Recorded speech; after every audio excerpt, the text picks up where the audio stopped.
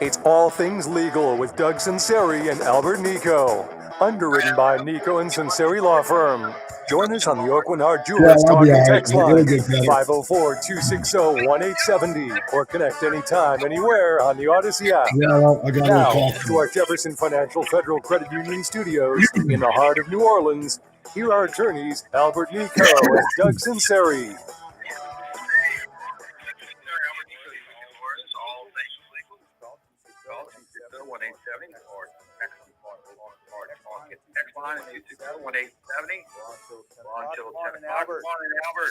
Hey, Doug, how are you? How are you? Oh, you sound like an Italian mobster. Yeah, okay. Never take sides against the family again. Right? I don't know. I had a little cold, and it kind of dropped down into my chest. So you're gonna have to do a lot of the talking this Sunday. But I feel okay. But it's just yeah, I'm a mobster. I sound like Matumbo. I think while you have that voice, you ought to call in all your favors.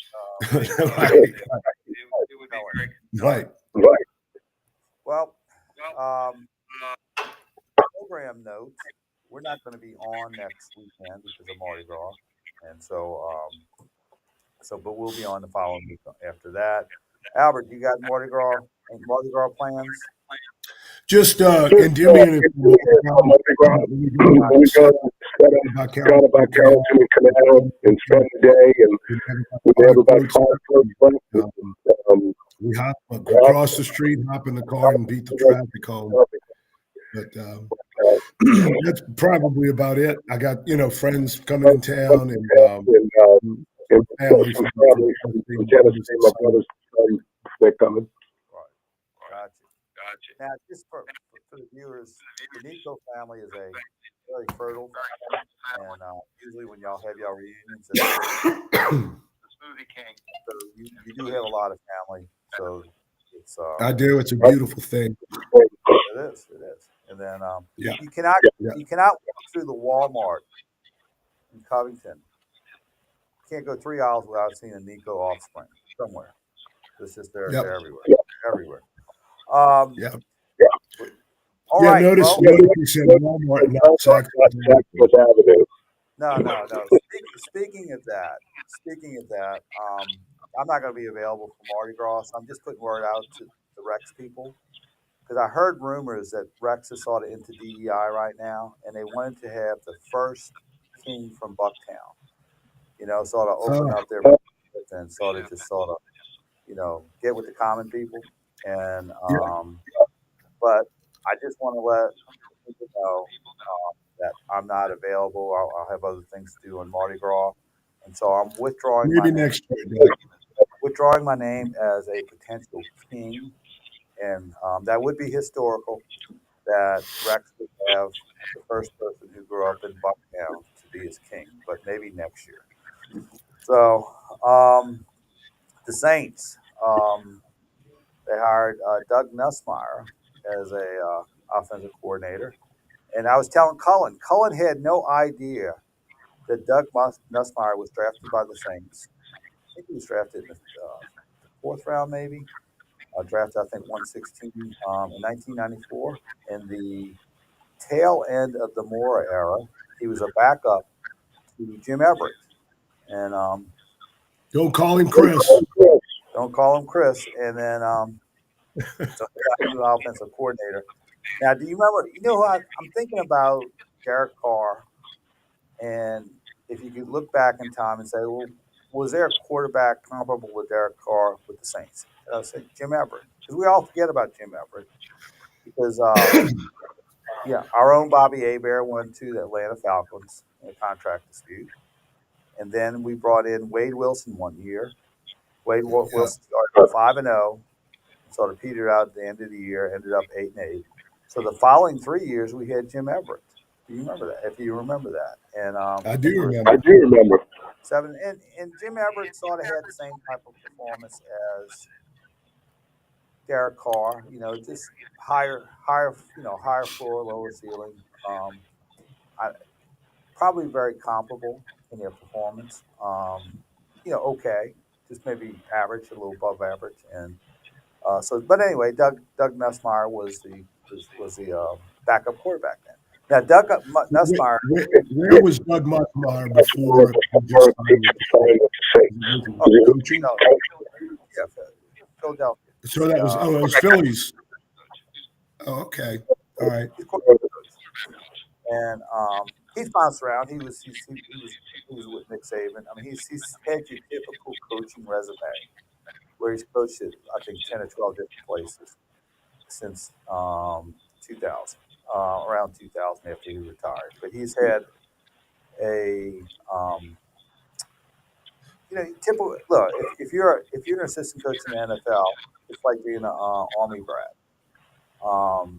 In the sense that you're gonna live in four, five, 6 or 7 cities, and he had and his son, pretty much traveled with him. I have a list. He was quarterback at Michigan State, coach, St. Louis Rams, Fresno State, Washington University of Washington, offensive coordinator at Alabama, won a couple of national championships, Michigan, Florida, tight ends coach at Dallas, quarterback coach at Dallas, quarterback coach with the Chargers, and quarterback coach with the Eagles. So he's been well traveled, and I mean, Kellen Moore is going to be the offensive coordinator. So, Right. but he's Right. he's going to get the title of it, and which is interesting. Saints connection. Now, if you remember about Nussmeier, he was sort of like a poor man's Taysom Hill. If you remember, he was a left-hander. He was very, very athletic. Could run. Accuracy was not the best, but he was always exciting. When he did get on the field, he was just very athletic. Ran the ball, big guy, and had a similar style of play as Taysom. But so now he's offensive coordinator, so we'll see. So he's putting, Saints putting up together their staff, and all we can do is hope. Yeah, and I mean, look, at least they're doing something, right? It's not just next guy up within the building. So hopefully these changes will bring some light, bring some new ideas, and something we can do with the talent we have. We're not going to be able to afford anybody else. No, I think the big question is what to do with Derek Carr. I, I'm thinking seems to be a little bit more momentum to cutting him. Now, there's two. Basically, if you cut him before, I think was it June 1st, he would be count $50 million against the cap this year. Or if you cut him after, you spread that out over 2 years. To me, let's just take the pain now.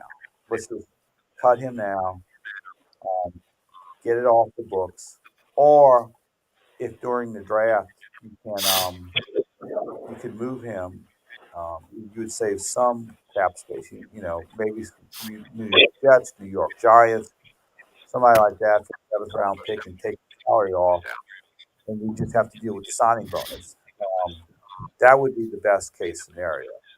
And he might have a market for that, or the teams may just say, no, just we think we're going to cut him. We don't even want to give a 7th round Well, pick. the other part is your new coach and offensive coordinator, the quarterback's coach, have to make that decision. Not really watching him practice and seeing his work ethic and seeing everything else that he brings to the table. So, in terms of a full evaluation.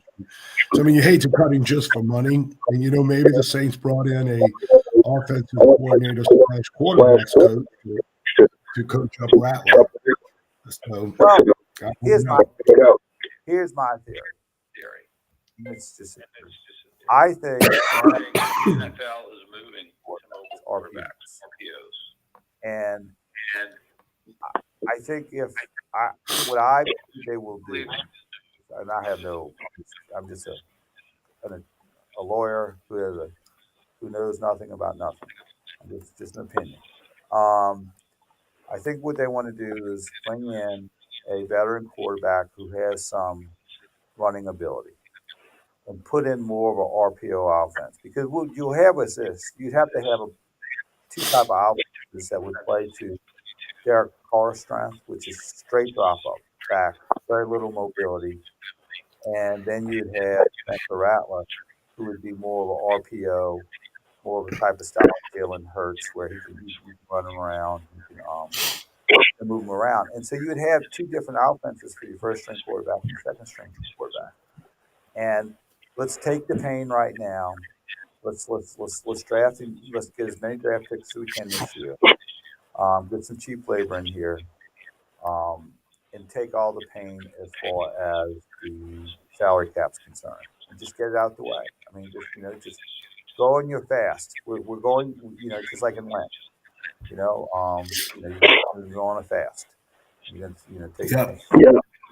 go on your fast this year and get it all done.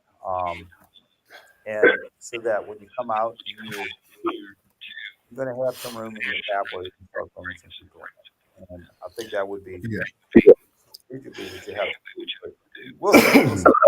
I would say Yeah. somebody like Hilton, who's the second string, third string quarterback in New England. I think he's going to be available.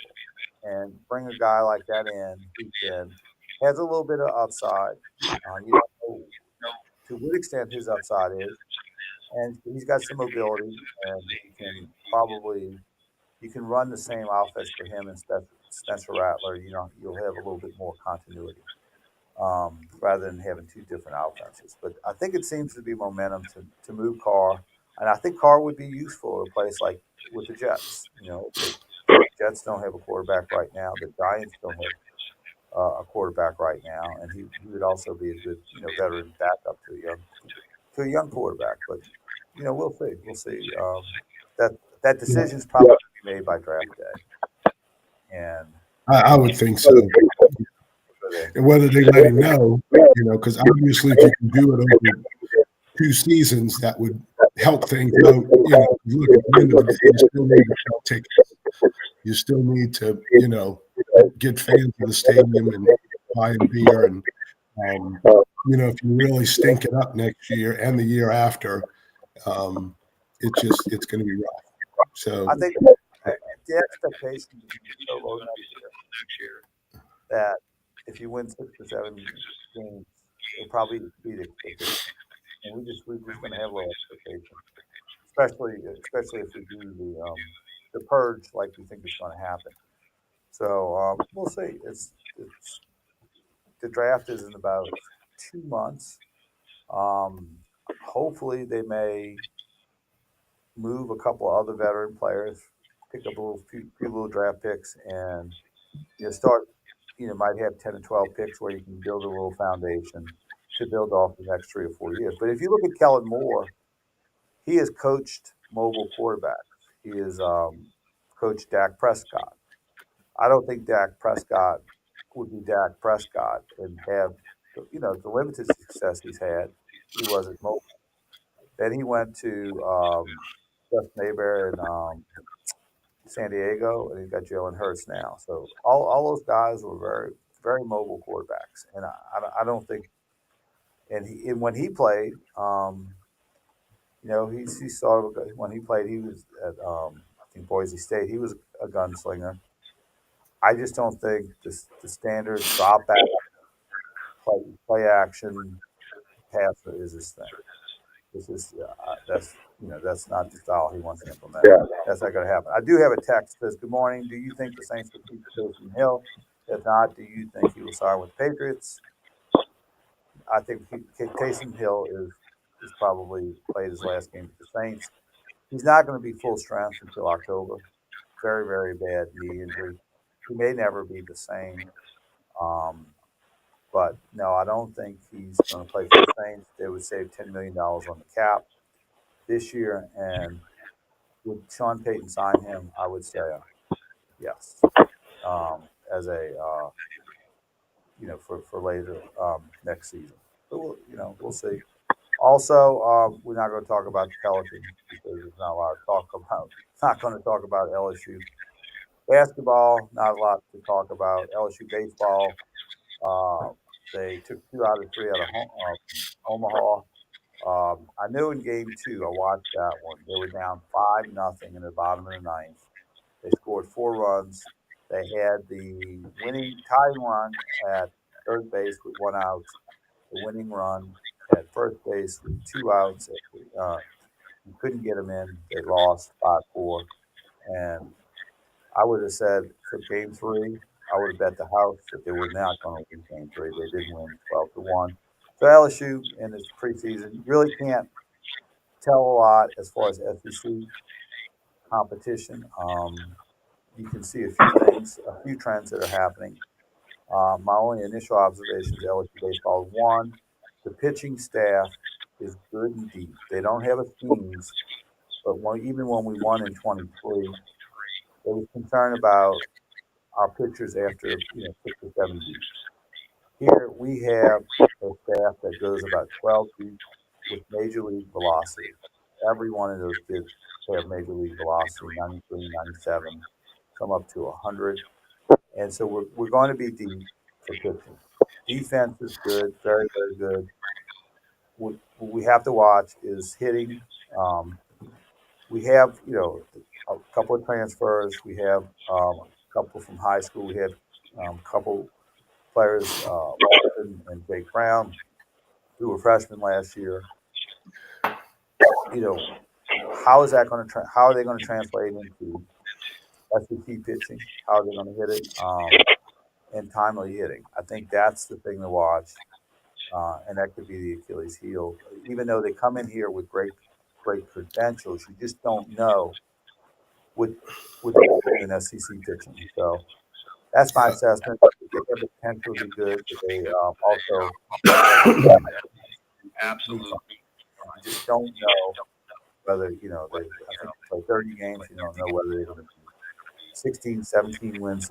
Is fantastic in SEC play. So we'll see how the hitting translates to SEC pitching, and if how that's an unknown. And basically, you know, 2 years ago you saw they had a murderer's row going through the pitching staff. I mean, through the hitting. I mean, the number 9 hitter was, our number 8 hitter was, hitting 15, 18 home runs. You just didn't get a break. You couldn't walk anyone. You couldn't pitch around anyone 2 years ago. This year, that remains to be seen. So that's sort of what's happening on the sports front.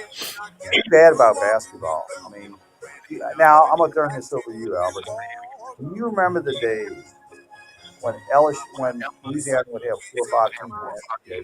You'd have LSU, you'd have Tulane, you'd have ULL, or USL at the time, you'd have a Louisiana Tech. You used to have really UNO used to be Right. perennial. So let's talk about this after the break. Because I had a nice conversation with someone very much in the know with LSU about the whole NIL thing. So yeah, let's have that after the break and get through with All right. We'll be back. All things legal with Doug Sunseri and Carl Leone right after this free timeout. WWL, home of all things legal. Sunseri and Albert Nicaud, always live on the free Odyssey app. And Albert's getting you sick through the freaking screen. What's in your pocket? Albert's getting you sick through the screen. I like that I can listen on the Odyssey app. We've got I don't know if it's our area or if we want to take him, but we give a call it. with the Odyssey app. WWL. We've got Thomas from East New Orleans. He's, I think, called in before. I believe this is the guy who talked to us about insurance companies having their customers by the balls. Tax Relief Advocates is different. He is not talking about that, though. He's talking about injury law. He's talking about how, kind of like, he gave me the broad strokes about an injury he suffered a few years ago. And by a few, he means 7 years ago on the job. Don't lose hope. An injury he had 7 years ago on the job, and he said something about how his Medicare for the injury is now being withheld. Individuals their IRS problems. We have over 1,000 5-star reviews on Google and an A+ with the Better And Business. then other than that, nothing else. and dive into End your tax nightmare today. I'm assuming because I'm assuming what Albert's also referring to is, did you see an article that came out earlier this week? I'm assuming what Albert's talking about is earlier this week there was an article that came out about how LSU and South Carolina, who are right now the two worst in the SEC in college basketball, are also the two that are least invested in college basketball via the NIL. And there's an article saying that like it was both making a point. It is because LSU and South Carolina played each other on like Tuesday night or something. But the article was also making a point of looking at it and confirming recent reports that LSU isn't giving up on Matt McMahon and they are investing. They're going to actually put their money where their mouth is because LSU basketball is like their forgotten step out. Like no one really CRT and get in on the college group action before March takes over. They should, but in Louisiana, permitted parishes only. First online, real money wager only. $5 first deposit required. Bonus issued as non-withdrawable bonus bets, which expire 7 days after receipt. Restrictions apply. See terms at sportsbook.fanduel.com. If you or someone you know has a gambling problem and wants help, call 1-877-770-7867. Grow your nest egg savings with a great CD rate from Home Bank. For a limited time, you can earn 4.25% annual percentage yield, and you get to choose your term. Pick 3, 7, or 11 months and get this excellent return on your savings. The minimum balance is only $2,500. It really is that simple. Stop by any Home Bank location in the greater New Orleans area to speak with a local banker today. Business, good for life. Home Bank, member FDIC. If you're building a new home or buying a new home from a builder, you need to be aware of Louisiana's New Home Warranty Act. It sets forth strict deadlines to make claims against the builder for defects in construction. If you don't provide the builder with proper notice, you can lose your right to make a claim. This is Albert Nicaud with the Nicaud and Sunseri Law Firm in Metairie. Call me at 504-837-1304 as soon as you discover a defect. Better yet, call me before you sign your construction contract and let me make sure you're protected. Celebrate twice as much with NordVPN's birthday deal. Get 72% off and a coupon for up to 1 year free. Visit NordVPN and discover the benefits. Secure up to 10 devices with a single account. Encrypt your online traffic. Reduce the risk of phishing, scams, and malware with NordVPN's Threat Protection Pro. Get the special birthday deal at NordVPN.com. Additional terms apply. so you want to do the LSU NIL stuff first? Do you feel like you're going? Yeah, okay, that's fine. Talk to California Psychic. Our trusted and accurate psychics are available 24/7, and we guarantee if it's not life-changing, it's still. This was a very short break, by the way, so we're all almost. We tested it with 80% off the first reading. Experience the joy of California Psychic. All things legal on WWL. Consult with Nico and Sunseri now on the Oakland Heart Jewelers Talk and Text line. 504-260. Thomas from East New Orleans. Rewind on the Odyssey app. Hey, we're back. Sorry, I was just thinking lawyer's call. Thanks, please. Let's go to phone line. Let's go to Thomas. Got a question regarding Medicaid set aside. Yeah, well, Hey, brother, what you got, man? I got this was in 2019. I got hurt on a job I was working for. Older person, but anyway, they called me on a job, and I went. I was working at a hotel, the Hilton. And when I got hurt, they didn't want me to come back. So I got an attorney. He settled with them, but they put money aside since 2019 in case this particular injury, they would pay for it in Medicare. But since then, I've got VA insurance and I've got other insurance. I don't really need it. I just want my money if they'll give it to me. Well, Here's what happened was you had a work-related injury. There was something called the Medicare set aside. MSA now, within the legal industry. and the theory is the medicals you are covering or resulting from a work-related accident, but yet when you settle your case for workers' comp, Medicaid would pick that up. Okay? And Medicaid's position is, hey, if somebody else is the cause of this accident, we shouldn't have to pay for it. It should be on the government's dole. It should be paid by, or the party who caused the accident, or the workers' comp carrier. So what they do is they figure out what is your anticipated future treatment resulting from the accident, and then they make an estimate, and then they put it aside and say they'll put it aside in the Medicare account. So let's say they set aside $40,000. Well, what's going to happen is the first $40,000 of treatment you have from your future treatment after you settle will be taken from that Medicare set aside amount, and Medicare would not pay for it. Now, when that's expended, then Medicare would kick in.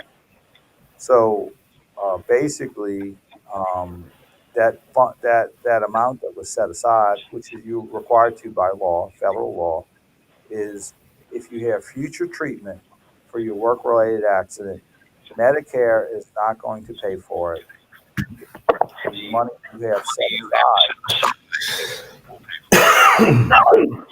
But this is my question. I've got VA insurance and I've got other insurance. So I don't really need them to pay for it. I can go to the VA hospital. But it just seems like the money that's tied up for almost 7 years, it's not a lot of money anyway. I mean, it seems like they would just say, well, after 7 years, we'll just give you your money. I mean, it's my money. That's right. It's a federal law. Mm-hmm. You see, I'm not the weatherman. I'm not agreeing with it or disagreeing with it. I'm just telling you what the weather is. I'm just telling you what the theory is. I'm not saying it's right or wrong, good or bad, or whatever. I'm just telling you this. The theory is this. You incur to work as work-related injury. You have the worker, the employer is responsible for it. The employer is insured. And Medicare is like, look, we're trying. There's a third party responsible, or third party insurer responsible for medical bills. We shouldn't have to pay for it. The government shouldn't have to pay for it. We'll let them pay for it. So when you settle your lawsuit, they do usually have a doctor or nurse who does a estimate as to what is your future medical cost. And when you have that future medical cost, in addition to the lump sum you receive from the workers' comp settlement, they say the workers' comp carrier or the employer has to set aside an amount to cover that future cost. And when you incur that future cost, Medicare doesn't pay for it. The money that's set aside will pay for that amount. So it's sort of federal law or feds are saying we don't want to pay for it. It's not, it's a work.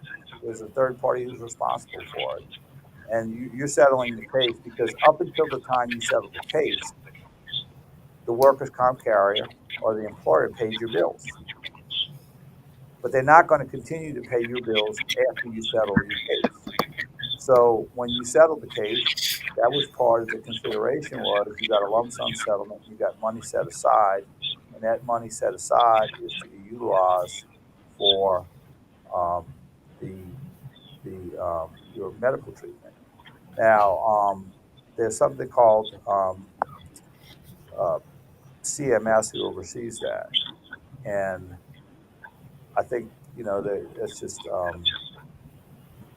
it's a federal law, and basically Medicare is bleeding. Part of the reason they're trying to have savings is because people get car accidents, they get work-related accidents. They settle the case based on the value of future medical treatment, but Medicare ends up paying for that future medical treatment. It doesn't cost anything for the injured worker or the injured party. So that's the theory behind it. And it's a federal law. It applies to all workers' comp cases all over the nation, and you have to sort of deal with that. Now, that's part of the workers' comp attorneys who settle these cases, how they minimize the MSA, how they mitigate that.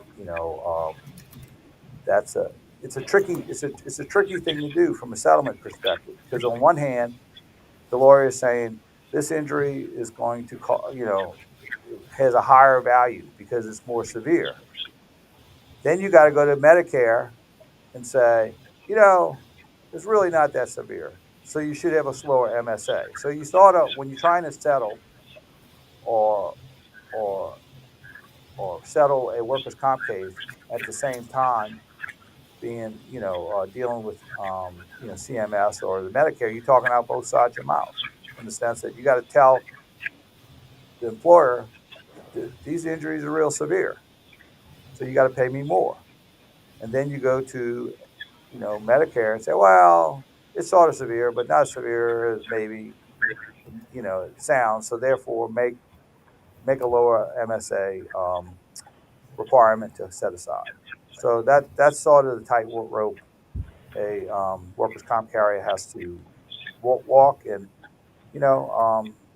that was part, that was part of the deal that you made. I know it's sitting there, but it's there for you to be drawn on if you have to get further treatment due to your work-related accident. So that's sort of a long explanation. I'm sure it's an explanation. It's probably not a good explanation that's helpful to you at this point as far as accessing the money, but at least you have some understanding as to what an MSA is, what actually happened, and what was the purpose of it. All right. So thanks for calling. Colin, let's go to a break. Doug Sunseri, Albert Nicaud, your weekend lawyers, all things legal. We'll be right back after we come out. Be my lady, be my baby, be my lady, drive me crazy, be my sweetness, my WWL, the big 870 AM and 105.3 FM. Always live on the free Odyssey app. Monday morning on WWL, it's been a tough year for the Pelicans, but we'll give you the latest on what's happening with the team, and we'll take a look at the week ahead on Wall Street. Monday morning markets with Mark Rosa, President and CEO of Jefferson Financial Federal Credit Union, and a whole lot more. So join me, Tommy Tucker, always live, local, original, and entertaining, Monday through Friday, 6 till 10 a.m. right here on WWLAMFM.com and that Odyssey app. When you haven't found All right, you're back. Nice. like everyone else has. So, the NIL stuff, we'll probably have to wait a little bit because we have another caller. Looking for love sucks. Thankfully, California Psychics can give you the guide you need to find the one. We guarantee. No, we needed to. Life-changing. We definitely needed to break. And new customers. But I mean, even if we were to come back with the NIL stuff, we couldn't because we have another caller. Psychics.com. So next up is Arthur from New Orleans, who's calling. I can't tell what side of the issue he's on. I'm assuming the good side, not the bad side. But he's wondering what would be defined as neglect of a resident in a nursing home. Account. Encrypt your online traffic. Reduce the risk of phishing. Like simply just like what actions count as neglect? What steps taken? What would you view as neglect? Sure, that's subjective to a degree, but also it's when you see it. Hi, this is Elena. And then with regards to the last caller, Thomas, for the podcasting, so I can get a good understanding of it, so I know it's all right. For the most part, what it sounds like, and again, I'm not a lawyer, but what it sounds like is the funds are set aside to be used for medical expenses. If you don't need the money for medical expenses, they're not going to give you the money just because they're going to give you the money. The money is used for one purpose and one purpose. It's not money for you. It's money for you to use for one purpose. If you don't need it for that purpose, you don't get the money. Yeah. So I guess Thomas was under the impression I get the money, I can use it for my medical expenses. If you don't have any, then put an end to your sleepless nights. Call Go Tax Resolution, your local tax resolution specialist. We work with accounting firms, individuals, and businesses alike. Yeah. Go Tax Resolution is here to help. The breaks today are kind of short. I am very okay with that, though. Sucks for Albert and his voice, but we're fine. Or Reach out to us at You can talk about it since you're going to go out of town anyway. And go. What, you're going to Cabo? You're going? Is it a place you've been to before? Designed for people with diabetes, chronic heart failure, or cardiovascular. Yeah, no, I know where it is, but you've never been? Monthly I've never been. allowance, lower costs for a number of prescriptions, and lower specialist copays than non-special needs plans, the people tell. To learn more about a chronic special needs plan, Have you seen the sports athletes there? Because there's always jokes about players go to Cabo and Cancun. or one of its affiliated companies, a Medicare Advantage organization with a Medicare contract. Enrollment in the plan depends on the plan's contract renewal with Medicare. Hey, it's Newell Norman. Unless you've been under a rock, you know that New Orleans. That should be a blast. I'm very excited for you. Everybody's taking vacations. Celebrities and top executives who were here couldn't stop crowing about their time in our city. Best of all, the public safety improvements we made are also in place for Mardi Gras, which is right around the corner with parades ready to roll this I'm week. slated for a vacation to Georgia sometime in I think like the last week of May for Experience at NewOrleans.com. I'll see you. stay in a cabin in the woods with some extended family. To be scared, and they try to frighten you into calling. I'm not here to do that. Tax Relief Advocates is different. It's like we're gonna be in like we were gonna go to one of the Carolinas and we ended up taking place in like northern Georgia. It doesn't matter if you're sitting in your car, at work, or with your In the immediate, my focus is going on gym. 6481. We're back at about 30. Hope. TRA can What do you want music-wise? reduce what you owe to the IRS. Generous programs are now available that can give you a fresh start. Our passion is taxes and helping individuals. Maybe something enough to bonus up a little time. We have over 1,000 five-star reviews on Google and an A+ with the Better Business Bureau. You don't need to be afraid of the IRS any longer. End your tax nightmare. Mardi Gras Mambo by the Hawkets or Meters? Call 800-575-6481. That's 800-575-6481. Tax Relief Advocates. Real solutions for real people.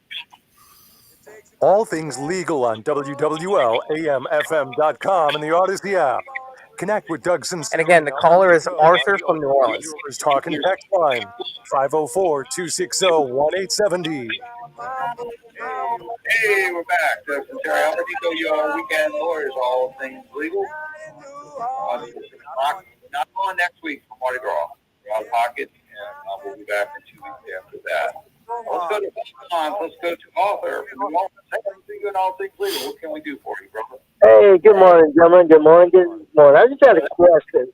What would be considered, I have a family member that's in a nursing facility, and I was rushed to the hospital 2 days ago due to pulmonary edema and hypothermia. When they got to the hospital, they had a body temperature of 85. This is the second time this happened. The facility is doing major renovations, so they have a lot of walls knocked down. So I'm assuming that they're not able to get the temperature right. And he wasn't the only one that had to be rushed. They had multiple residents that had to be brought to the hospital due to hypothermia. So would that be considered neglect or just things just happen like that? Well, it could be. I mean, the legal definition of nursing home neglect is the failure to provide goods and services necessary to avoid physical harm, mental anguish, and mental illness. So if your patients are not being kept at a suitable temperature, I mean that could be neglect. Type of neglect. Those are the type of things you're going to have to sort of dig in more. Find out. Now, just find out what you can as far as even from the patient. Is the patient able to talk? No, man, they're doing pretty bad because of the situation. It's not doing good at all. No, I mean, when she recovers, will she be able to talk? Yeah, she be able to, yeah. Okay, first thing I do is just ask her what's going on. Say, hey, tell me what's happening. How'd you get cold? Did you express concerns to call a nurse, address it, all those type of questions. And you saw to gather, more information as to what exactly is going on. But I would say my initial impression would be if she had hypothermia And other patients said yes, there's a definite, and there's been a cold spell. I would say definitely it's an issue. The question, would be, you know, there's two parts of it. There is one is, is it neglect or negligence, and the second part, what are the damages? What's the damages would be the harm that has been experienced by the patient. So, would you'd have to probably find out more information, more specifics, sort of get your ducks in a row. I mean, if I don't know if there's any other patients, families, anyone else who who has a patient or resident in that facility. Find out more information when your relative uh, is able to get some information for her. And I think it's about how long, were you told, why it was, you had this condition, or due to the environment of being cold. Did you complain about it? And what did they do when you complained about it? Did they make any type of measures to keep you warm? All those type of questions. And get as much information. And there's several attorneys to do nursing home neglect, or you file a complaint. Now, I will tell you this about nursing homes. You got to show up. Family members are going to have to show up in order to make sure their residents are being taken care of. Because in homes that do have problems, the workers who aren't doing such a good job with the residents know who shows up and know who doesn't. It's a insidious thing. But they know that if they have a resident there and family never comes and visits, they're more likely to be neglected than a resident who has family in and out quite a bit. And so, I mean, that's not legal advice. That's just practical advice. They know. They absolutely know. If the family members are in and out, and if they are, they're less likely to have that. But typically, the typical examples of neglect for nursing home, or hey, when you call a doctor and nurse, do they respond? Have they complained about the conditions, injuries, or illnesses, or even in this case conditions, and nothing was done? If they left a resident with mobility issues in a room for extended period of time without any care, did they neglect to bathe or change the resident's clothes or bedding? Do they sit in their waste? Are they getting food? Are they getting water? So, you can find out those type of issues too. Ask the resident if she's able to how's that going? And, just sort of get as many facts as you can. And you could either make a formal complaint to the nursing home and the board, or, you sort of go in there and you meet with Ed and say, hey, look, if you don't do anything about this, we're going to take some action. So, or get an explanation from them. So, and if it's a bunch of double talk and, not really answering a question, then there's probably an issue. So, I mean, it's you really have to get real specific as to what's going on and get some good information. And I would also check, see if bed sores and that sort of thing's another sign of neglect. So, you have to do a little investigation on your own to get the requisite facts. But based on what you have told us, it appears there's some kind of problem there that needs to be addressed, and it may rise to the level of nursing home neglect. All right, any questions? Good. All right, good. All right, let's go to a break. Doug Sunseri, Albert Nicaud, your weekend lawyers, all things legal. We'll be right back after this brief timeout. WWL, home of your New Orleans Saints. Always live on the free Odyssey app. Yo. Get the WWL shows you love delivered to your phone free. Download if you want to, because I don't know if we want to open up with the LSU NIL stuff here. If anything, we should open the next hour with it, which would also be able to give you another platform to talk about sports for a little while if you want to.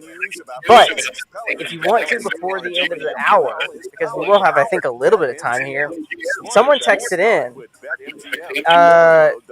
It's two different people texted in. Listening to that first caller, someone said, "What happens if you have that money set aside in a Medicare account and the recipient passes away? Who gets the money?"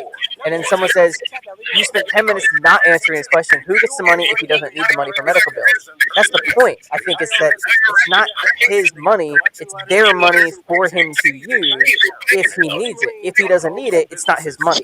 Call it enforced compliance, and you You better know what I'm watch out because penalties. I think taxes compound daily. because I think it might need some clarification. Possibly. You need to call Optima Tax Relief. If you want to hash it out here and talk about like why he can't get the money or something like that, Save you thousands if you qualify. A+ rating. you can respond to the text. You can talk about it over the air, whatever you want. But I wouldn't be opposed to rehashing it out, kind of recircling back to it. Your tax problems to rest. Call the tax professionals at Optima now. Got the text? Consultation. Call 800-9. You can read it out. You can go over kind of like why it's not. Because to me, I'm on his side. It really sucks to get injured on the job, but it seems pretty cookie cutter that they gave him the money for X, and if he doesn't use it for X, he can't use it for Y. You can get in on all the action from tip-off to the final whistle at ESPN Bet Sportsbook. Right now, new ESPN Bet Sportsbook customers can bet $10 to get $100. Well, yeah, we'll have time for it too, because I mean, I'll do music no rejoin. We'll come back at around. We'll have 3 to 4 minutes here.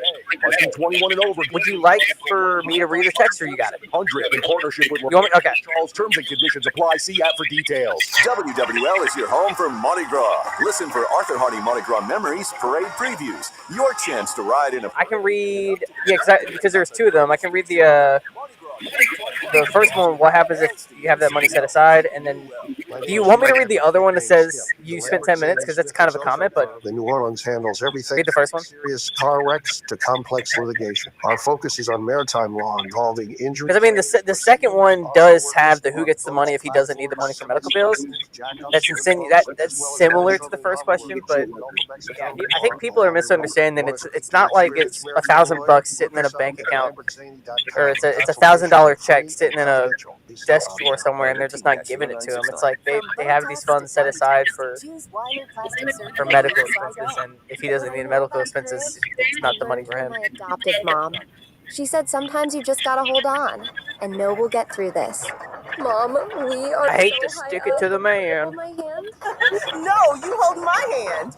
Here we go. But otherwise, no, we can open with the yeah, we can open with that the NIL stuff next hour. Visit adoptuskids.org to find out more. What do you want this? I learned patience from my adoptive dad.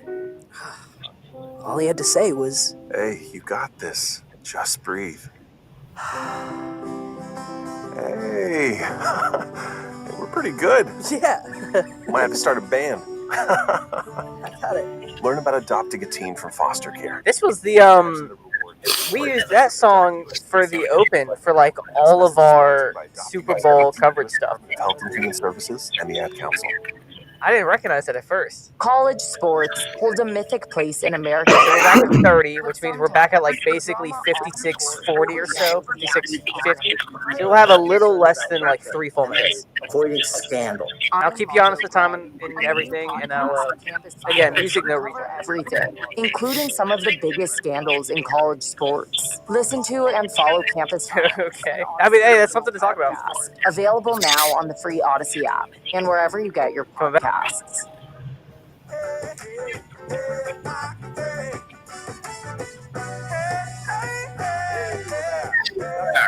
Sunseri, Albert Nicaud, your weekend lawyers, all things legal. We have a text.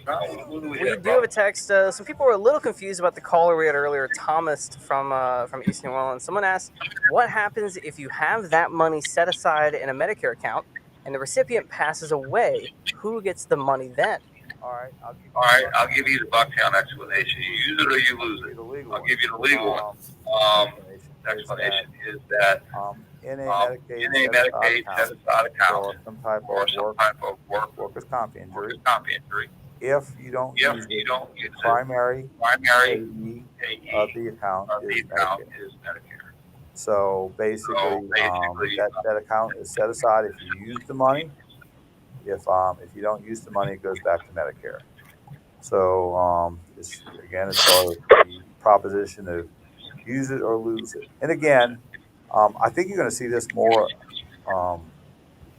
Probably these measures in injury law that are, they have where if you were injured and Medicare or Medicaid paid for your injuries, the government's like, we don't want you to claim as an element of damage medical bills that you're not paying for, as far as the government's concerned. As you know, you have other issues regarding private insurance, but so therefore you have to either pay it back or don't use the government services, medical services for injuries, which sometimes a lot of lawyers don't. Go to other doctors. They'll send you to other doctors. But the basic premise is we don't want an injured worker or injured plaintiff in a workers' compensation case or injury case saying, hey, I have $100,000 of medical damages in the future and the past. And you get awarded that amount and you keep the money, and Medicare or Medicaid pays those, incurs that service without reimbursement. So basically that's under workers' comp, which is uniform in all 50 states, are saying if you have a injury, 30 seconds. You're going to have to put some money aside in case you have to use Medicare in the future to deal with your injuries. All right, so that's a quick explanation on that. All right, let's go to a break. We're going to national news, local news, and coming back for hour number 2 of All Things Legal. We'll see you in about 10 minutes. Stay tuned.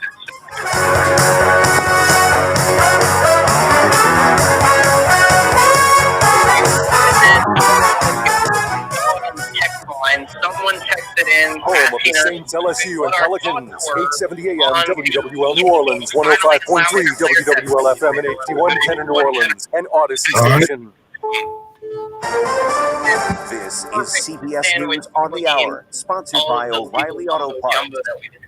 I'm Stacy Lynn in Washington, where federal workers received an alarming email in their inboxes last night. The email asks federal employees to list 5 bullet points of what they've accomplished in the last week. It set a deadline for late Monday night. In a post on X, the head of Doge, Elon Musk, said failing to respond will be taken as a resignation.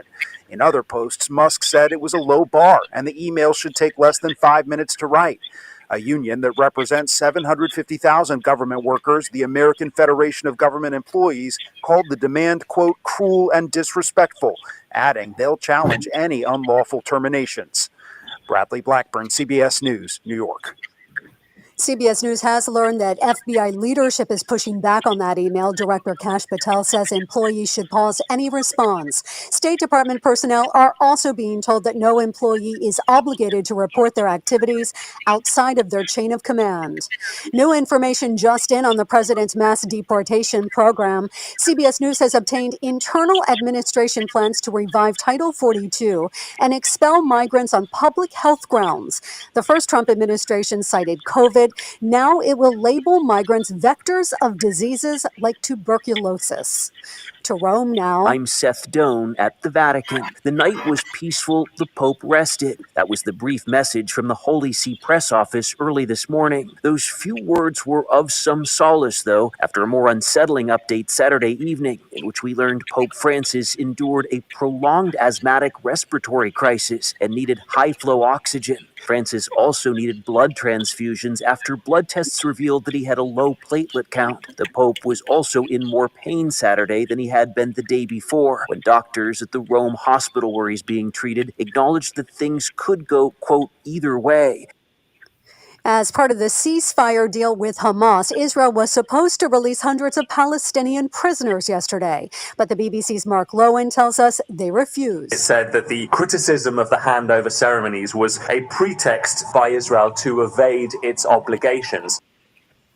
Germans are voting in a national election today. Vicky Barker says a far-right party is expected to make big gains. Elon Musk is a big fan, addressing the party's annual conference recently. I think you are really the best hope for Germany. But all of the other political parties have pledged not to form a coalition with the AfD.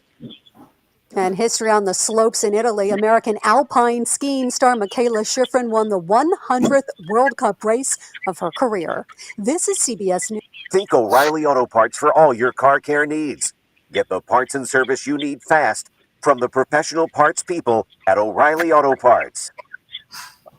Hi, I'm Smokey Bear, and I made an assistant to help you out, because only you can prevent wildfires. Hey, Assistant Smokey Bear, call me Papa Bear, because I'm grilling up dinner. You get it? Yes, good job. So, what should I do with all these coals? Don't just toss them out. Put them in a metal container because those embers can start a wildfire. I understand. The stakes are high. Ha, ha, ha, ha. Learn more at SmokeyBear.com. Brought to you by the U.S. Forest Service, your state forester, and the Ad Council. Are you having trouble hearing? Hearing loss can devastate the quality of your life. Now, there's an affordable fix for you or your loved one. Rated in the best hearing aids of 2024 by USA Today, Audion Hearing has the highest quality hearing aids at the lowest prices. Just $189. I actually like them better than my old $5,000 hearing aids. I could not believe how my hearing and life changed. Join over 500,000 happy customers by going to audionhearing.com. That's AUDIEN hearing.com. WWL First News. I'm Ian Ozan on your official weather station, WWL. Rain in the area return much of the day Sunday as temperatures only rise into the upper 40s and low 50s on both sides of Lake Pontchartrain. All parades have been rescheduled as a result, either to this coming Tuesday or March 9th for Marcus. As we head into Monday, overnight temperatures will be in the 40s and 50s, with afternoon highs rising to mid-60s. WWL TV meteorologist Brooke Laser has a full look at the forecast coming up in just a moment. If you're planning to take in the New Orleans parades today, you'll need to change your plans. All New Orleans Mardi Gras parades set to roll today have been postponed. Those parades will roll on Tuesday night, starting at 5:30, with no walking elements or bands. Those parades will roll back to back to back.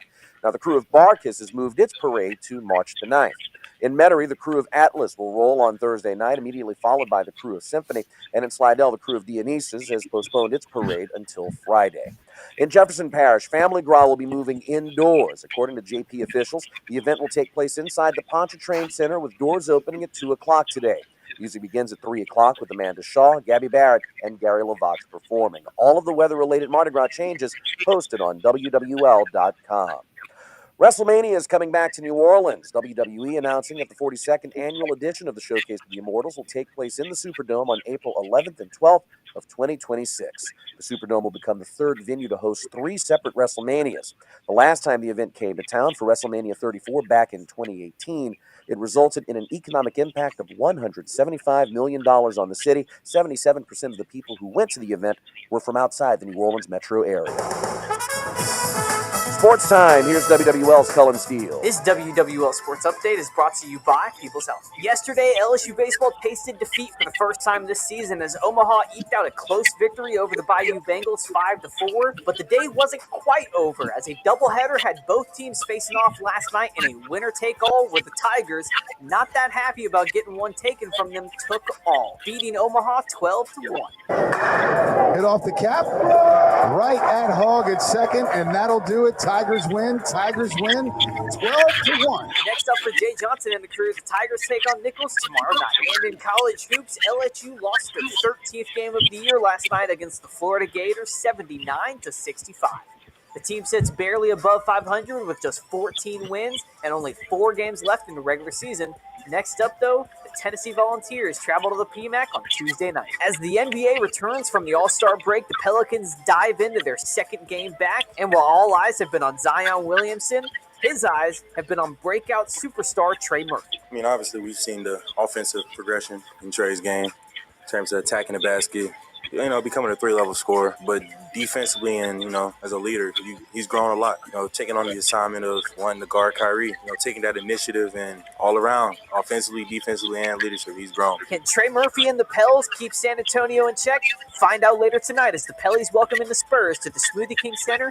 Pregame 5:30, tip-off 6 p.m. right here on WWL. Cullen Steele, WWL Sports. Now, your Garcia Roofing forecast on The WWL. forecast for Sunday across southeast Louisiana is a bit of a washout as conditions remain cold and wet. Temperatures will only top out in the upper 40s to low 50s, and we'll have. So you have a funny story regarding Yankees and facial hair? Low that's moving inland.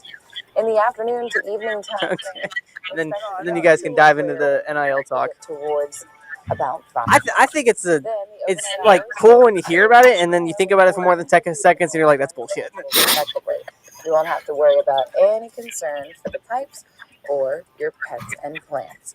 Then the rest of this week looks absolutely stunning. Temperatures in the mid-60s by Monday with 70s for Tuesday, Wednesday, Thursday, and upper 60s back by Mardi Gras weekend.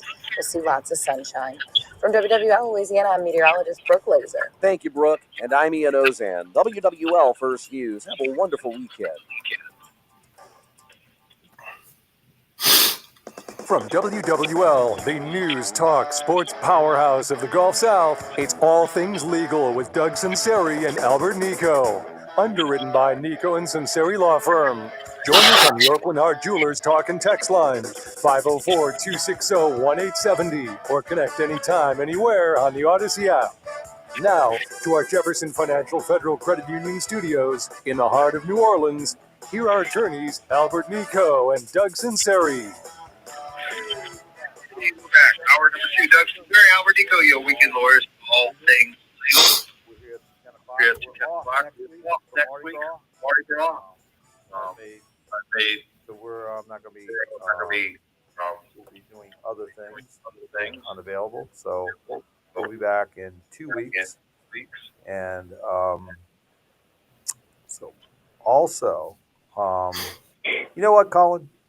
I saw the text come over, and why don't you read that text we talked about at the break? The last one? Yeah.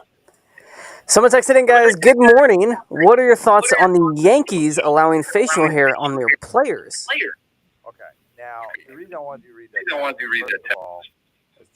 was a George Steinbrenner rule, and I'm surprised it lasted as long as it did. But for me... When was it first put in place, though? Do you know? I think it's back in the day. Like, as long as the org's been alive, it's been a thing? I know it was in place for the George Steinbrenner. When was that, though? I don't recall ever seeing Mickey Mantle, Yogi Berra, Babe Ruth, Garrett with beards. So, interestingly, when I was a basketball referee in Baton Rouge in the 80s, we were not allowed to have beards, which was thought. I was like, it wasn't a big deal to me. I couldn't grow one. I still can't grow one, but it's sort of an interesting thing. But my response is, I'm surprised it lasted that long, but I'm a Boston Red Sox fan, so it doesn't really matter to me. But I will say this, I want to use that as a segue, and I thought it was an interesting story. My uncle, Johnny Turt, he was one of the founding members of this, I think it's called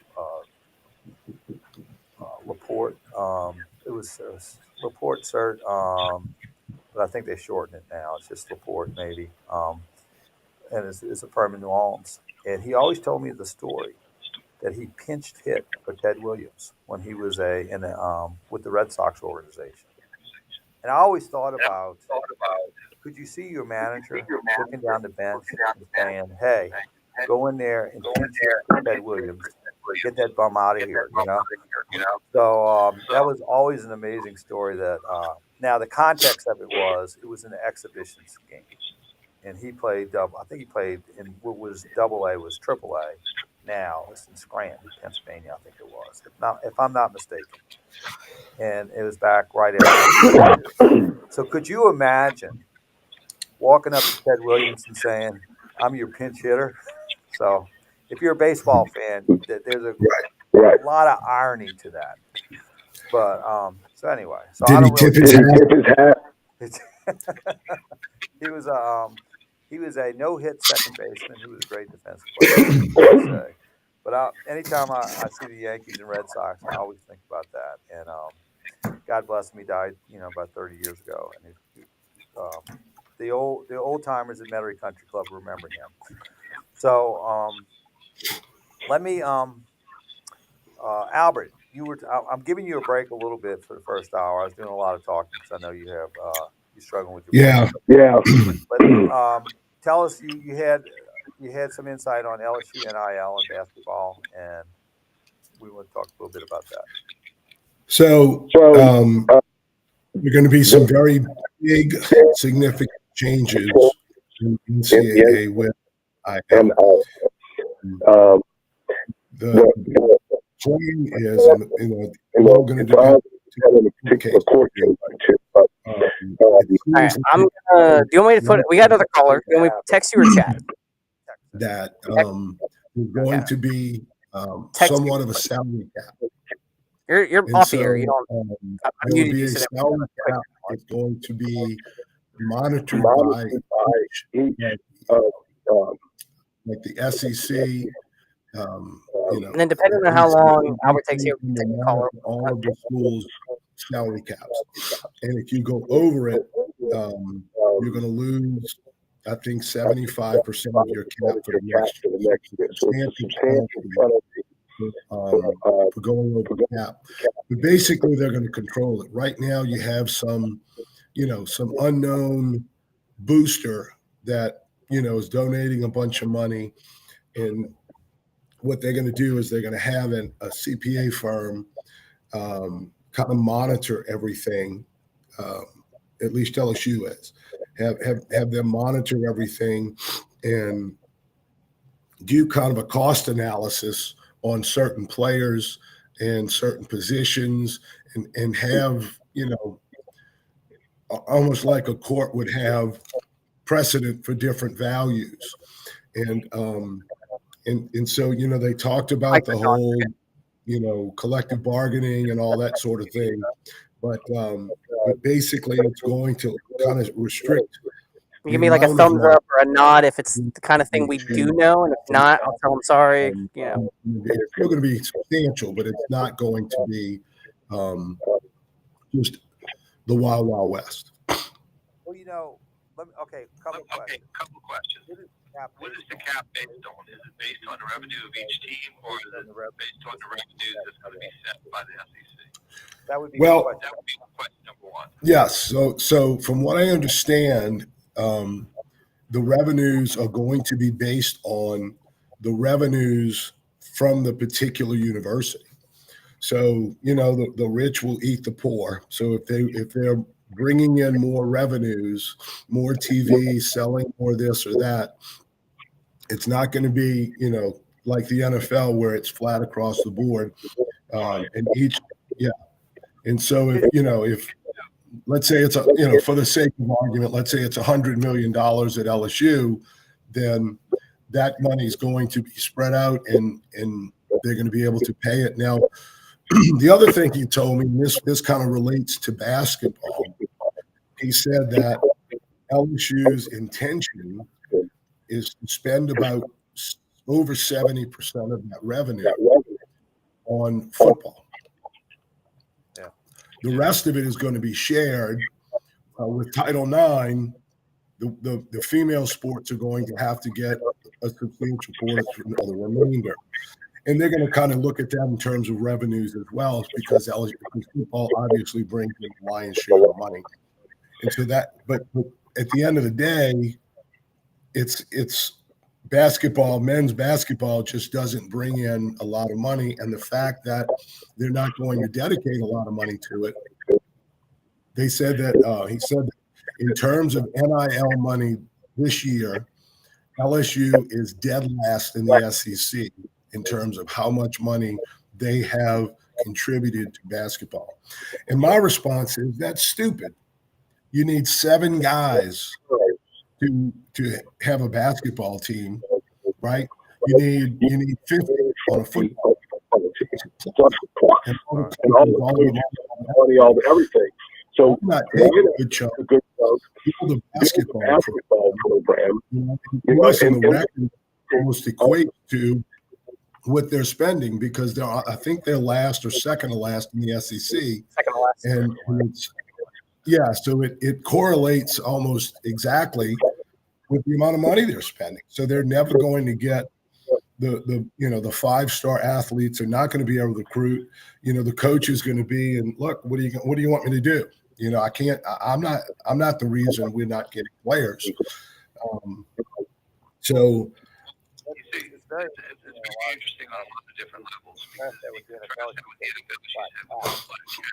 What happened was the whole basis of the NFL and its success is it's competitive. In other words, it's the strongest is the weakest team.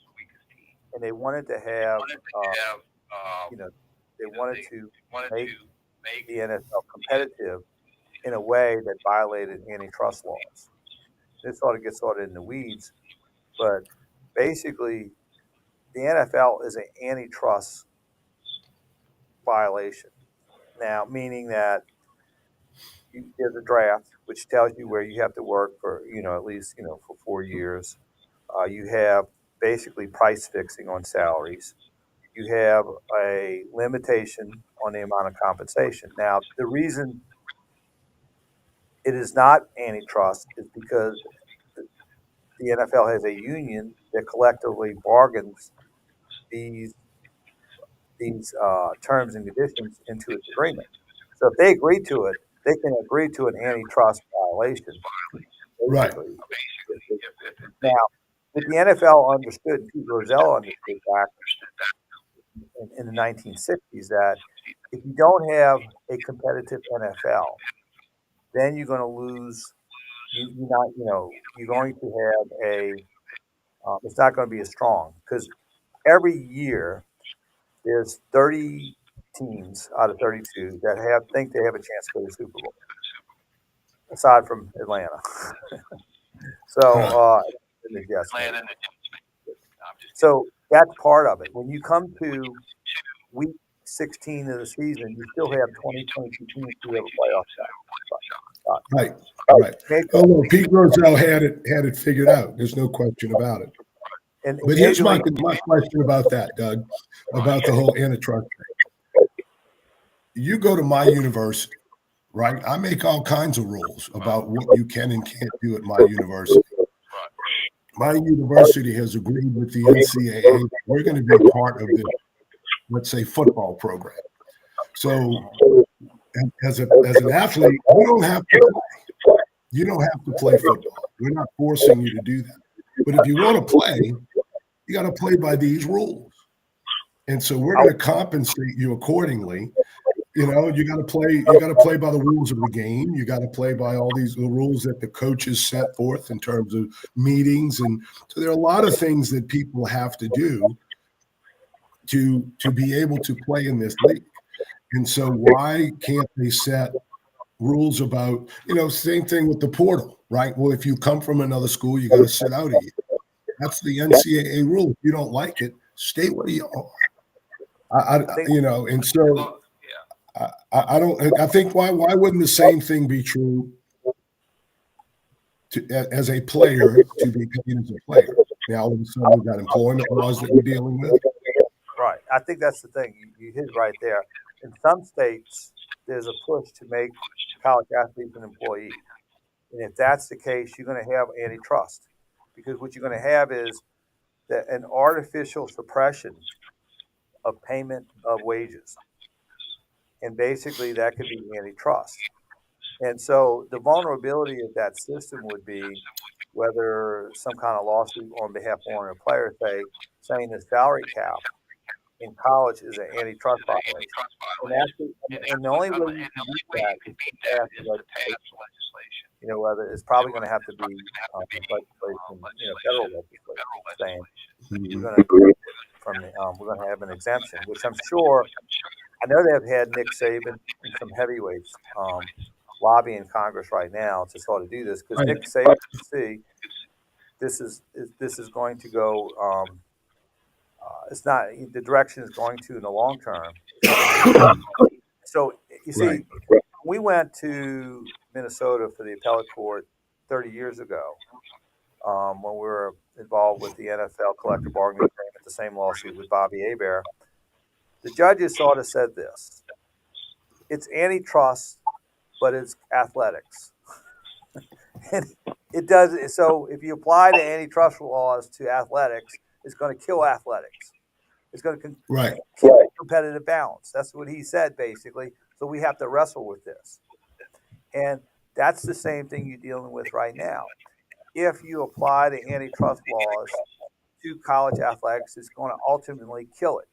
So how do you maintain a competitive advantage and have it in a way that is not antitrust? And that's the two things. Those are the two considerations that are at odds right now. And I agree.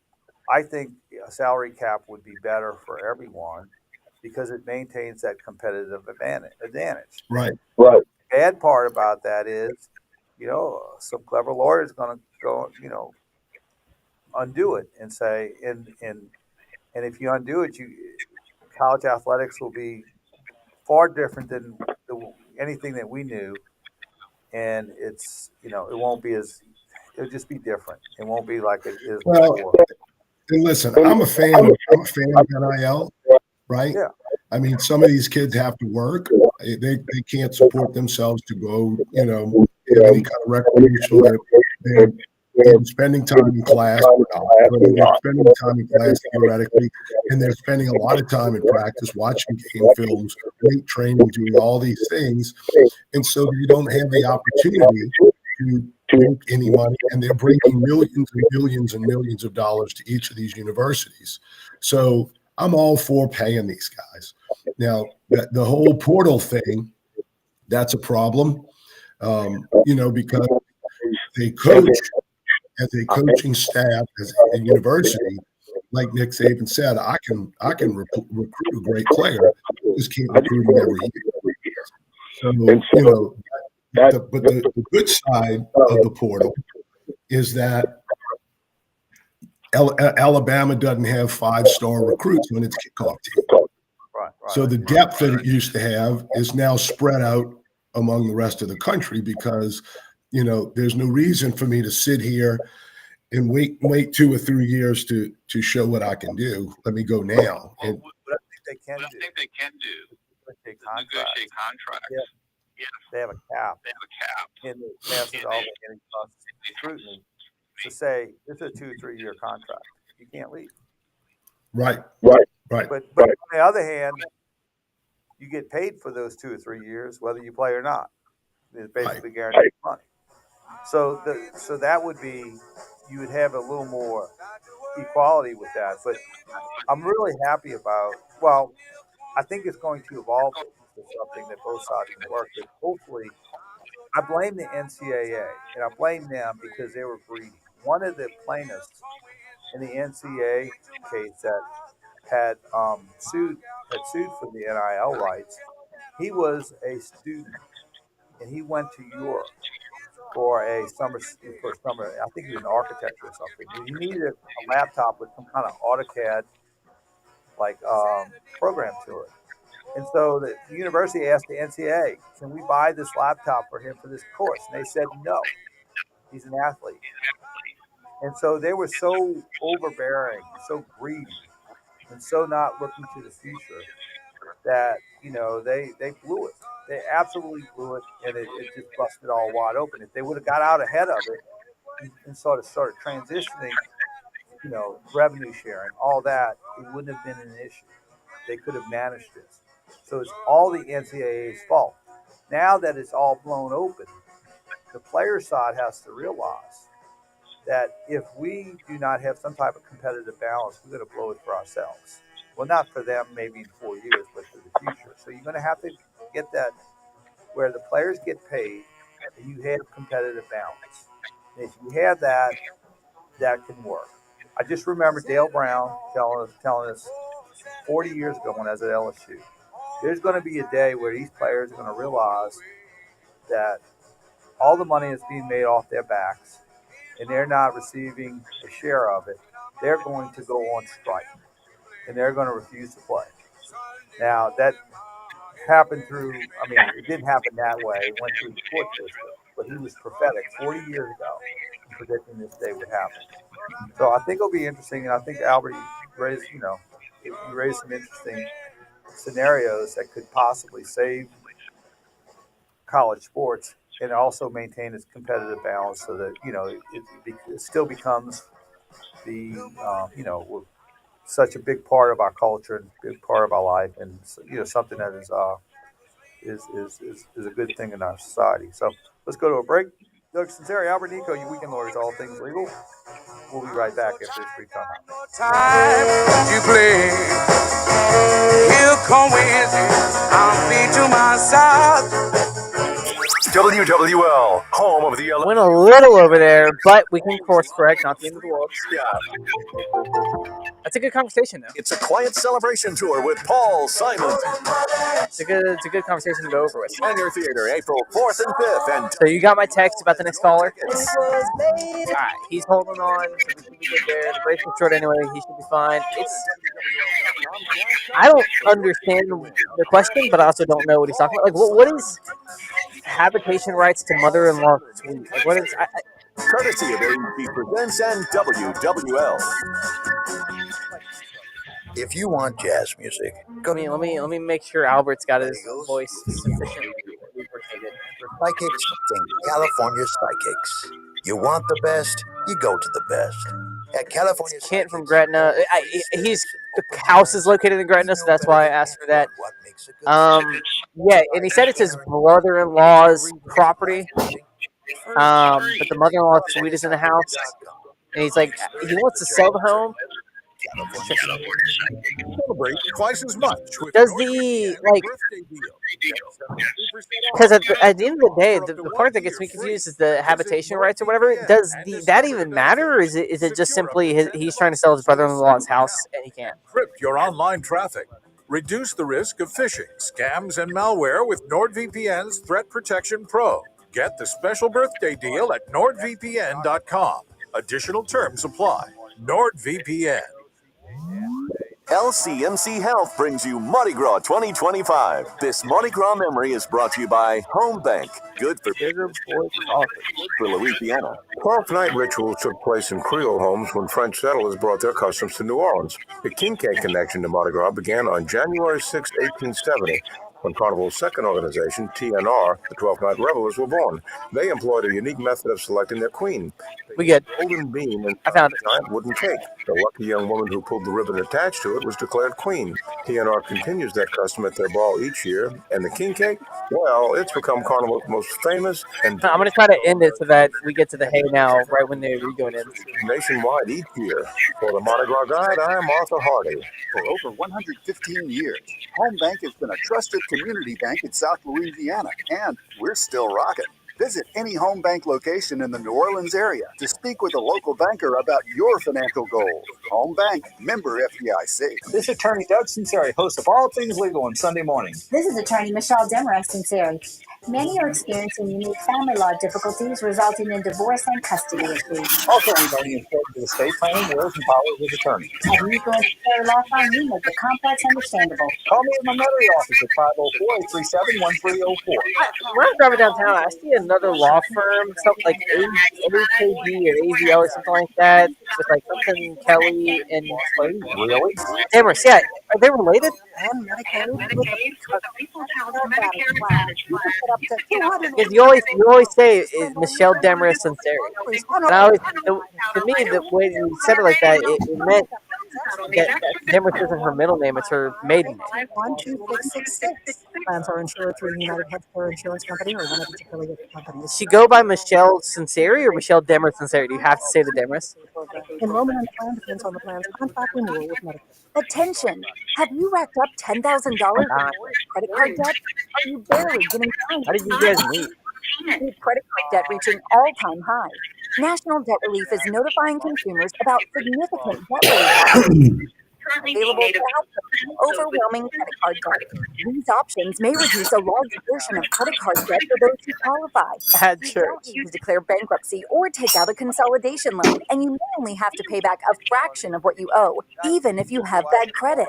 National Debt Relief has already reduced the credit card debt for more than 550,000 consumers. So don't Yeah, then you say church. if you owe 10, 20, or even $100,000 in credit card debt, you can now take advantage of this financial debt relief as the cost of living continues to skyrocket. To check what debt reduction you may qualify for, call 800-885-1010. 800-885-1010. Again, that's 800-885-1010. All right. Now, more All Things Legal, underwritten by Nicaud and Sunseri Law Firm. All advice given and opinion shared are solely those of attorneys Albert Nicaud and Doug Sunseri. Back to WWL. Hey, couple of things. For Scotty Craig, text me a couple of things. First of all, we're not the year 70s in Major League Baseball. We had text about the years. They also had great for him, and so that's family. New Orleans is like the Super Bowl. So Tom was, he was the one who told us about, food New Orleans. You can't it's best in the world, and Tom was sort of on top of it. Even though I have to admit, I think his show used to follow us every once in a while. And so when we'd hand off the microphone to him, I'd needle him, and I'd always ask him, Tom, what's the best buffet in New Orleans? And he really got irritated with me when I'd ask him that. So there's no buffets in heaven for Tom. Let's go to phone lines. Let's go to Kent from Gretna. We've got some questions regarding lifetime habitation. His mother-in-law suite in the house. So, yeah, for us, Kent. Good morning. When we purchased the home from my brother-in-law, he retained lifetime habitation rights to a mother-in-law suite attached to the house. We would like the option of selling the home in the near future, and wondering how we can negotiate him dropping that particular requirement in the contract. Okay. Aside from using Albert's Vito Corleone voice. Right. All right. Is it lifetime habitation filed with the court? Yeah, it's filed with the clerk. Well, I would believe that the lifetime habitation goes with the property that you sold it, per se. So you're going to have an amicable, unless. So right of habitation. Yeah. It can't be sold. It can't be encumbered. It can't be transferred. It's not heritable to that person's children. So you're going to have to do something to negotiate, that right of habitation. It only, unless it's stipulated as less than that person's lifetime, then it terminates upon that person's death. So it basically set in place. So essentially that person receiving it will have the right to live in that home, or the mother-in-law suite, whatever, for the rest of their life. Would it be legal to offer a numerical settlement? I'm sorry, would it be legal to what? To buy it out, you're talking about? Yes. If the other Certainly. If the other side accepts it, it's a negotiated deal. She has that right. That's lifetime, so you can buy it out. Absolutely. But it has to be voluntary. It has to be a two-party agreement. How is habitation different from usufruct?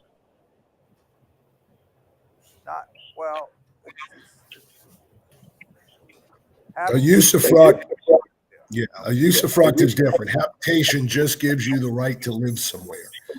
A usufruct gives you the right to the civil fruits, right? It's a combination of two Latin terms, usus and fructus, and it means you got the right to the use and the civil fruits. So if you have usufruct over some rental property, you get the right to receive the rents. You get the civil fruits from whatever the property is. So if they're crops, if they're trees, if they're whatever, those are the civil fruits. So the difference is a usufruct. There's some usufructs terminate, depending on the contract. Others terminate on remarriage. For instance, the spousal usufruct, unless it's confirmed in a will that the usufruct is for life. So there are a number of significant differences. All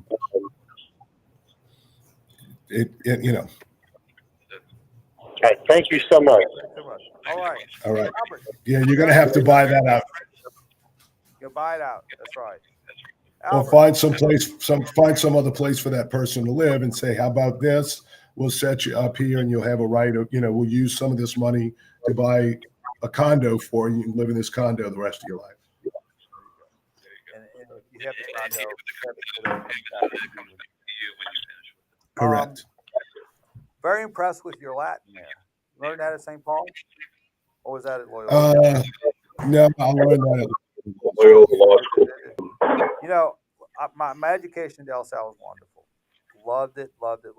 Great education. But I do have one little small bone to pick with my Del Sal education was when I went to Del Sal in 8th grade, I was going to take Spanish, and my parents talked me into taking Latin for the first year, which is, why would you want to take Latin when you get by with Spanish? And then when I took Latin, I had a teacher who just immigrated from China with very limited command of the English language. So when I was in 8th grade at Del Sal, I was being taught in Latin by he was a diplomat who just immigrated from China, who had limited command of the English language, and it didn't work out very well. So therefore, my understanding of Latin is very, very limited. And so for all you academics out there, you might want to use a different choice of teacher for Latin in the future. So it's just a little unsolicited advice. Real quickly, too, if the caller is still listening, he may or may not know this. So if, let's say there's a mother-in-law house behind the house, you see them in, little neighborhoods all the time. You got to go around the back. When he's done here, we'll take a break.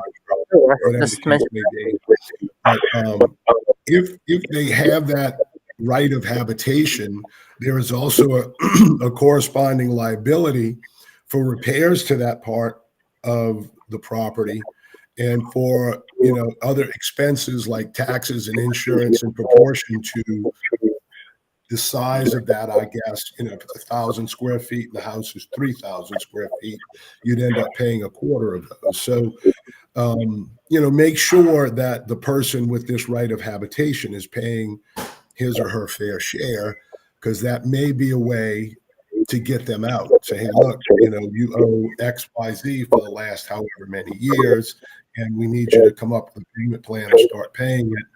And then you can go to the court and say, look, they're supposed to pay this, and if they don't pay it, we can maybe move to have that right of habitation terminated, from a legal standpoint. So a little red meat for the negotiation. Right? Exactly. All right, let's go to the break. Sunseri, Albert Nicaud, your weekend lawyers, all things legal. We'll be right back here. Go to New Orleans, you ought to go see the Mardi Gras. WWL, home of your Saints and LSU. Live on the free app. From local headlines, everything you need to know, to nationally. My sister is taking Spanish in college right now. She's getting taught by someone in Asia. I have a grasp of the English language. You And told me she's bitching to me so much about kids. Like, dude, I can't understand her, man. Exactly like your situation. Like you're just like, wait, what? I can't. You're teaching me a language, and you're like the common ground we have. You're not that familiar with, and I don't know your language. So it's like, even if I wanted to ask for help, we're gonna have trouble just doing that. Crash and contact your timeshare resort. It's tricky, man. Wesley Financial Group for a Dude, that is tricky. timeshare. As the only Inc. 500 timeshare cancellation company, our knowledge, experience, and results has made Wesley a trusted resource for over 40,000 families we've helped get out of their timeshare. Give us a call and I'll send you our timeshare exit information kit free with the straight facts about your timeshare and all of your options for cancellation. Call for your free info kit, 800-329-2121, 800-329-2121, 800-329-2121. Did you underestimate your tax liability or receive tax notices from the IRS? Don't let your situation get out of control. Call Go Tax Resolution, your local tax professionals, to help you or your clients get back on track. 985-722-1040. That's 985-722-1040. Or reach out to us at gotaxresolution.com. That's GEAUX taxresolution.com. Hi, this is Sam with Go Tax Resolution. Are you overwhelmed with tax? The hits don't stop coming, baby. We got another caller. Well, Go Tax Resolution has. We got Mike in Covington. He's calling. He's got a two-parter. Both are kind of unrelated. The first one I think we can definitely answer. The second one seems more like a I'm here, I might as well ask someone. First one is how do you find out if you're in someone's will? GoTaxResolution.com. That's can't. GEAUX. As I say, I didn't think you could. There's not really any way other than like asking someone, but you're not going to get like an email for a limited time. Yeah, like you're not going to find out. And then the other one was about it's been a while. I don't understand if like statute of limitations occur, but BP oil Deepwater Horizon claim. He said something along the lines of like his claim was originally accepted, and then like a new group came over and they like turned around and denied it. Good for business, good for life. Home Bank. You got both of those? Throw me something, mister. It's carnival time, y'all. Make sure you're ready to roll with the best throws in town from Mardi Gras Beads Factory. They've got beads, plush, light-ups, and all the must-have throws at unbeatable prices. Mardi Gras Beads Factory in Bridge City, right over the Huey P. Long Bridge, and in Houma. Shop in-store or online at MardiGrasBeadsFactory.com. Stock up now and let the good times roll. Hey folks, Newell Norman here. Listen, when anywhere else, I mean anywhere else, hosts the Super Bowl, people talk about the game. When we host it, the world talks about New Orleans. And that is an incredible thing and a testament to how our city is truly built to host. Best of all the work that went into preparing for the big game sets us up perfectly for an incredible Mardi Gras. Come see for yourself. My friends at New Orleans & Company have exactly what you need to plan the ultimate carnival experience this year at neworleans.com. Prescriptions require an online consultation with a healthcare provider who will determine if appropriate. Restrictions apply. See website for details and important safety information. Price varies based on product and subscription plan. Hey guys, let's talk ED because millions of men experience it, but not everyone can access or afford treatments like Viagra. Well, Hims can help. Through Hims.com, you can get a full range of treatment options for ED, including daily or as-needed meds through a 100% online process. It all starts with an online intake form. Get started at Hims.com/joy, and from there, a medical provider licensed in your state will determine if ED treatment is right for you. If prescribed, your medication is shipped to you for free. Find the ED treatment that fits your needs with options up to 95% less than the brand names. Millions of men experience ED. But Hims can help. To start your free online visit and save up to 95%, go to hims.com/joy. That's hims.com/joy for your free online visit. HIMS.com/JOY. Ever feel like there aren't enough hours in the day? If you get busy or miss your favorite show, it's Mike from Covington. Available exclusively on the free Odyssey app. You can stream your favorite shows on demand. You know your day is better with us. Get the news that matters to you from the local voices you trust. No matter what you're up to, give it a try. To get started, download the free Odyssey app and search for your station. That's AUDACY. all things legal with Doug Sunseri and Albert Nicaud on Breaking out some Bobby Charles. Odyssey Station. Connect now on the Oakland Hart Jewelers Talk and Text line, 504-260-1870. Hey, we're back. Real quick, got a couple of texts. Got a text, obviously, an educator who said, I should have taken Spanish my 8th grade year.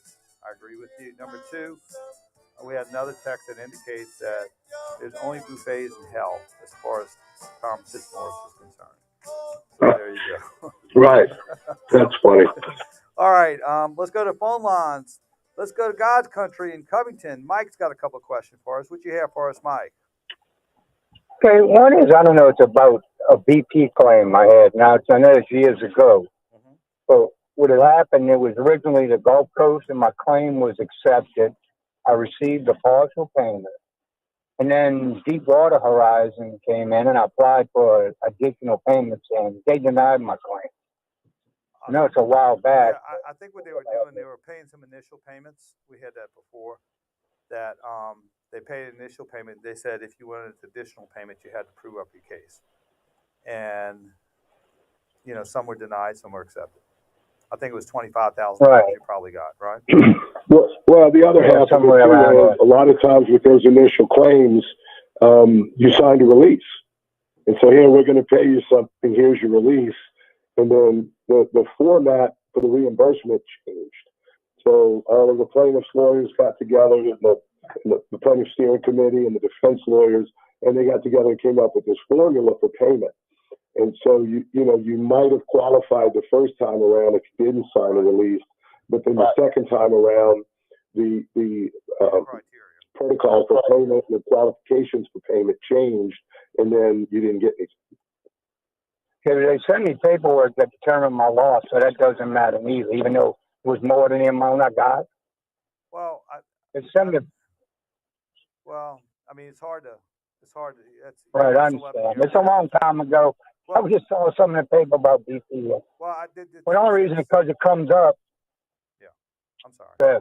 No, I was just going to say the criteria changed in the middle of the process. So, like Albert said, you might have qualified for a certain payment in the beginning. Qualification was renegotiated, and maybe the later criteria didn't apply. But okay. Well, my other question, okay, at the time where it was just property I was working on, I was like, the groundskeeper for a lady for like 16 years, and like she died a year ago, and she told me I was going to be in her will, and I saw it the other day, it's in the paper that kids are selling the property. So how can I find out if I was in her will? Go to the courthouse has it. Well, what parish did she die in? Orleans. Yeah, so you can look it up. If you know someone that has access to the online records in Orleans Parish, or otherwise you can go down to the clerk of court's office and just ask them to type in her name and see if a succession has been opened. Chances are, if they're selling the property, it's not going to sell unless an administrator has been appointed and a succession is. When Albertson, take a break. You'll be able to see it. They will have to file the will. And so you will be able to read a copy of the will and see if, in fact, she left you in the will. If she did, then I would contact the attorney, who is the attorney for the executor or administrator, and inquire about the status of your legacy. Take a break. Yeah, you can. So two things: you go to the courthouse, look up the will, or find out who's the administrator. You know who the administrator is. Ask them. If you don't, call the attorney who's probating the will, and they'll tell you. So between those three, you'd be able to know whether you're in it or not. Okay? So anytime that a succession's filed, you have to have the will probated with the court. You have to have the court recognize the will as being true and valid, and it'll be a public record. All right, thanks for the call. Doug Sunseri, Albert Nicaud, your weekend lawyers, all things legal. We'll be right back after this free time out.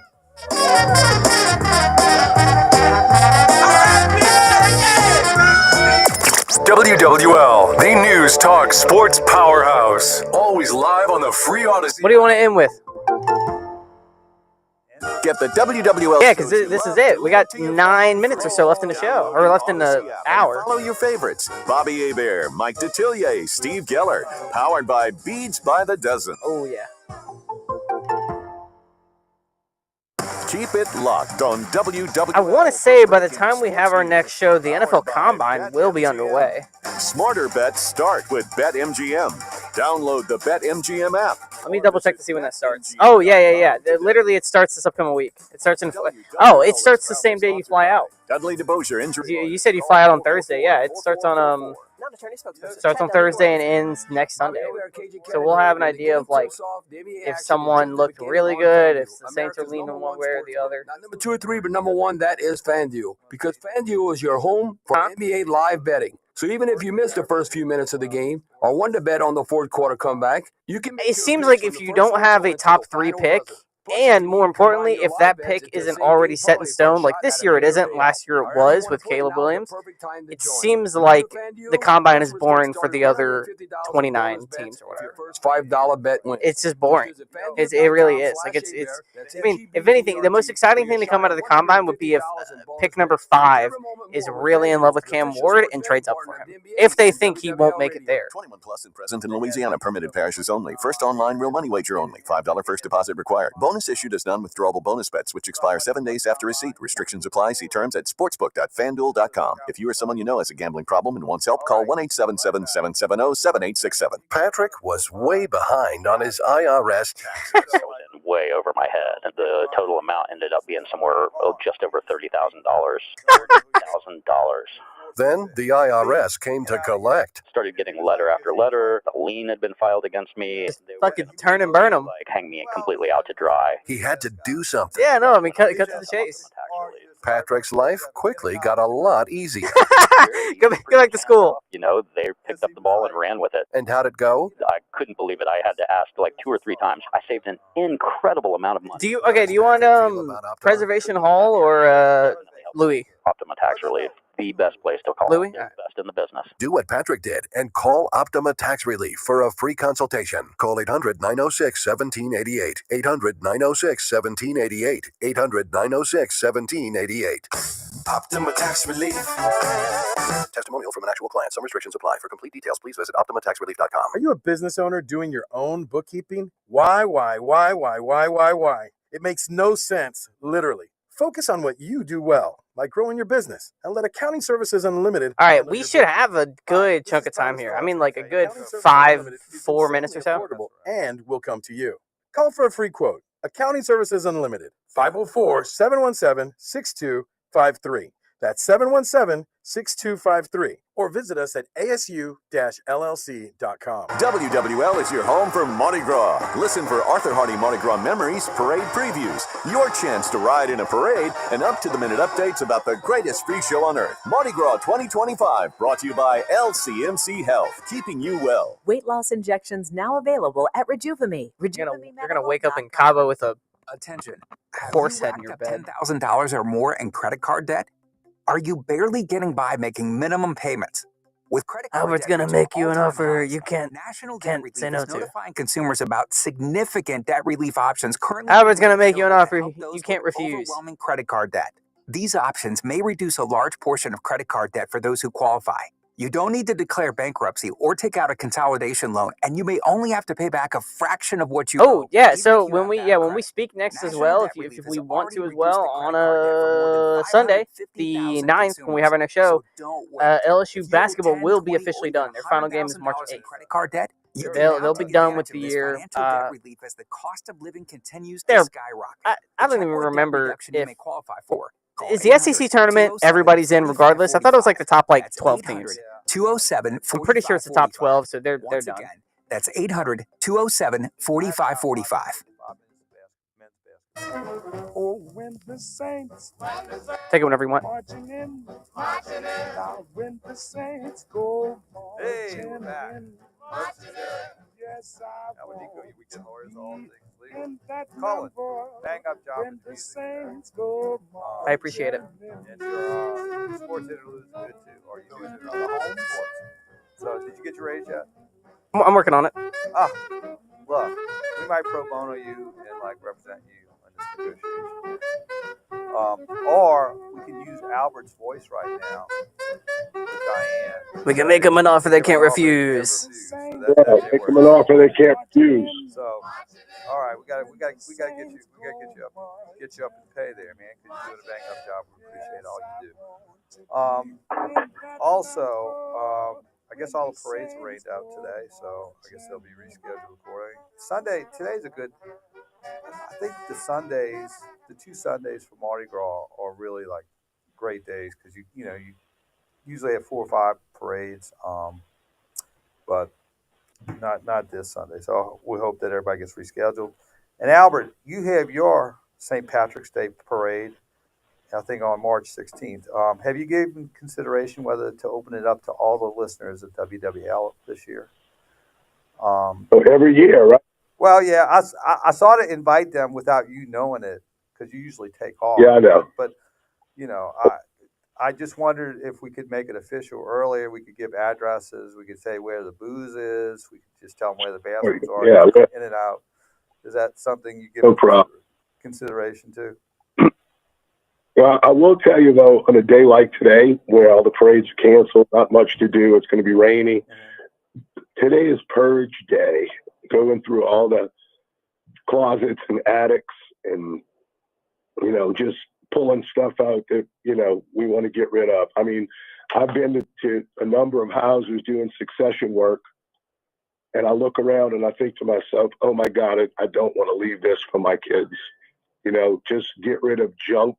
Get rid of stuff, quit hoarding, and go through attics and the Monopoly game. I could get rid of by now, and all that kind of stuff that's related to that. So I think I'm going to spend a little time today inside and just going through stuff and making big piles. Give it to Bridge House and let them make a few dollars on it. So can you save the 20-inch black and white TV for me? Absolutely, yeah, you got that. Yeah, you got to get up and change the channels, but that's okay. You have to, that's what I tell our kids. When I was growing up, we walked uphill to school and we walked uphill back from school. And I said every time we wanted to change channels, we'd have to traverse 14 feet of shag carpet, get up, turn a knob, and then traverse it back to the sofa. I'm like, well, the good news was you only had 4 channels to choose from, so right. It wasn't a whole lot of search. Then you had UFH. 30 seconds. Which was, where you had to move that little UFH thing if you wanted to get like. Channel 26 and then 38. Yeah. If you wanted to Houston National baseball. 20 seconds. Parks, basketball with Steve Merritt. All right, so we're gonna see you in 2 weeks in All Things Legal. Y'all have a wonderful Mardi Gras. Hope it's great weather, and we'll see you then. Be blessed. Be safe. Great job today, guys. The News Talk Sports Powerhouse. Get out of here, man. Go enjoy your trip. Can't wait to hear back from you in about 2 weeks. I'm in HD1 Kenner, New Orleans, and Odyssey Station.